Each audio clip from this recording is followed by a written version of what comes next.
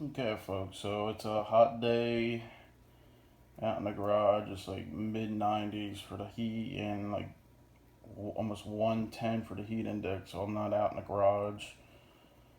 So I figured, well, I got some time to sit back and relax. Let's do some weathering. So, as you can see with 69, 63 there, it's virtually untouched, as you can see. Well, it looks good. I love that B&O paint.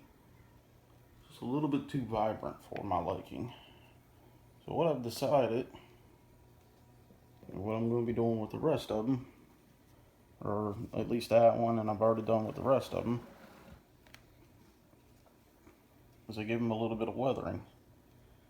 So noticing pictures, the Chessie system kept their locomotives fairly clean, except for along the bottoms, I noticed. I'm going to try this as best as possible. But as you can see, along the trucks, the fuel tank, that was always dirty. So I got it fairly dogged down as best as I can. I want to work on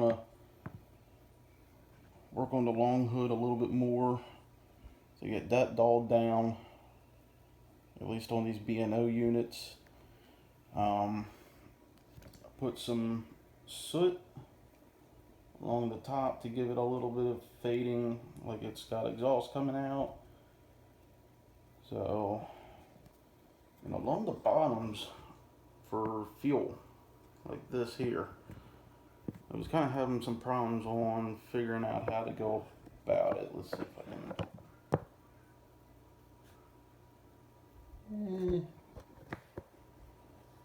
You can see a little bit better.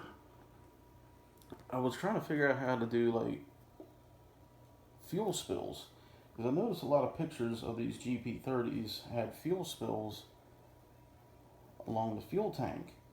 And I was trying to figure out how to go about it. So what I did was I took my weathering set and I used a metal. And it's basically let me open this up here. It's basically a black, like a soft black. And I used that as the fuel and oil spills along the fuel tank.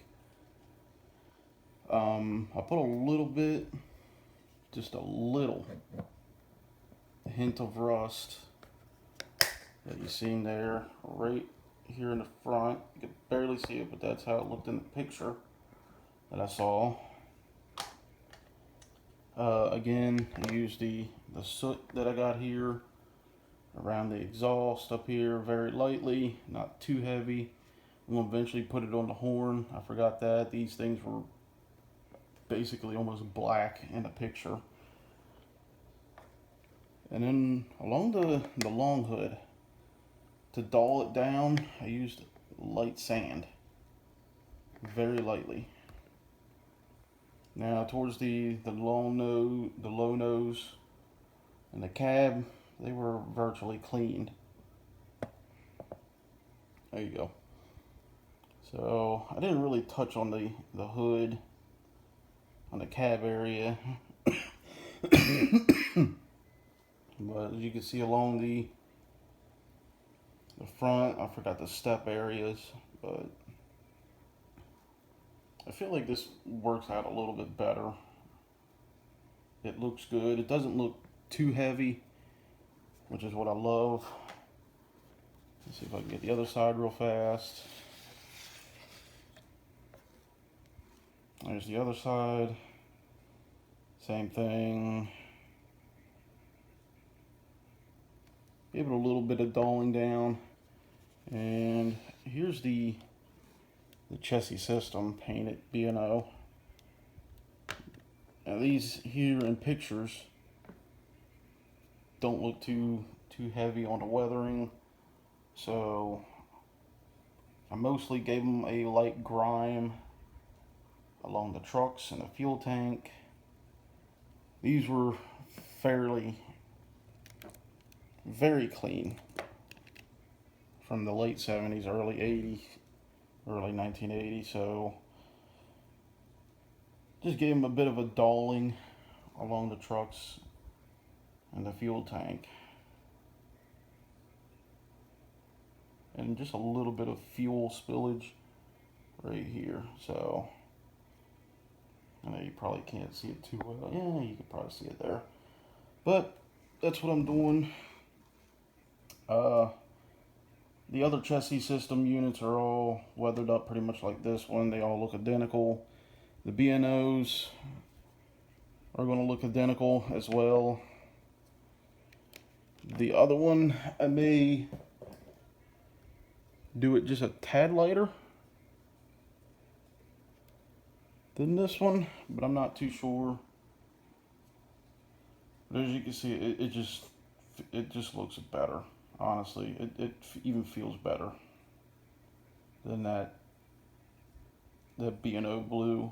Nothing wrong with it. I love it, but it just had to be toned down. So, as I said before, these are your models. You do what you want with them.